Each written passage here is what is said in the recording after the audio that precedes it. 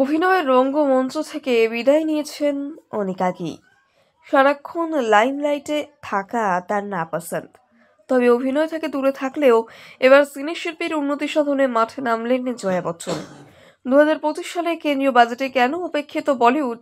সংসদে সরাসরি প্রশ্ন তুললেন জয়া বচ্চন। সমাজবাদী পার্টির সাংসদ তথা প্রবীণ অভিনেত্রীর অভিযোগ, বলিউডকে সবসময় স্বার্থসিদ্ধির জন্য ব্যবহার করা হয়, কিন্তু আসল সময়ে উপেক্ষিত বলিউড। বুধবার সংসদে মেজাজ হারিয়ে মোদী সরকারের বিরুদ্ধে তোপ দাগেন জয়া বচ্চন। মোদী সরকারের উদ্দেশ্যে তোপ দেগে তার মন্তব্য, ভারতের সবচেয়ে বেশি কর দেয় বলিউড, অথচ এরা সিনেমা ইন্ডাস্ট্রিকে খুন করছে। এদিন পার্লামেন্টে ক্ষুব্ধ জয়ার দাবি, দেশে একের পর এক সিঙ্গেল স্ক্রিন তালা পড়ছে।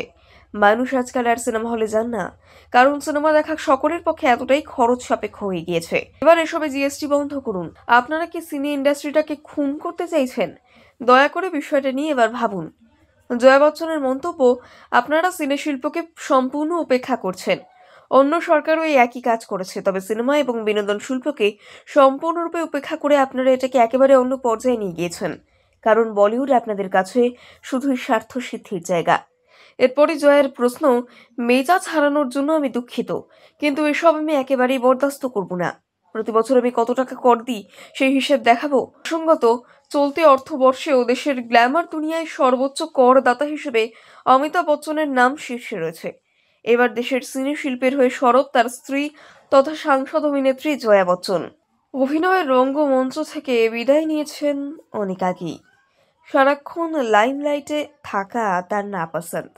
তবে অভিনয় থেকে দূরে থাকলেও এবার সিনে শিল্পীর উন্নতি সাধনে মাঠে নামলেন জয়া বচ্চন।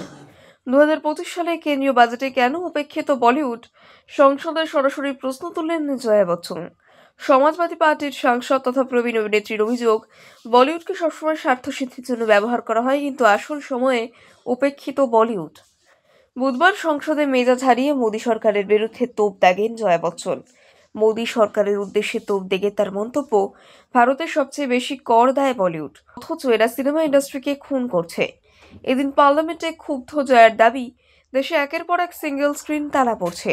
মানুষ আজকাল আর সিনেমা হলে যান না, কারণ সিনেমা দেখা সকলের পক্ষে এতটাই খরচ সাপেক্ষ হয়ে গিয়েছে। এবার এসবে জিএসটি বন্ধ করুন। আপনারা কি সিনে ইন্ডাস্ট্রিটাকে খুন করতে চাইছেন? দয়া করে বিষয়টা নিয়ে এবার ভাবুন।